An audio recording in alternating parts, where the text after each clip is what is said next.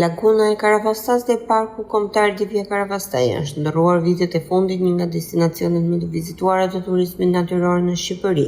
Peizazhi i veçantë, biodiversiteti i pasur dhe qetësia që ofron kjo zonë tërheqin vizitorë gjatë çdo stine të vitit. Ndër pamjet më breslënse mbeten flamenkot, të cilët i japin lagunës një bukuri të rrallë. Me ngjyrat karakteristike dhe lëvizjet elegante, këta shpend shtektar janë kthyer në simbol të Karavastas, duke tërhequr vëmendjen e fotografëve, studiosëve dhe turistëve vendase të huaj. Në orët e mbrëmjes, kur dielli perëndon mbi sipërfaqen e qetë të ujit, panorama bëhet edhe më magjepsëse.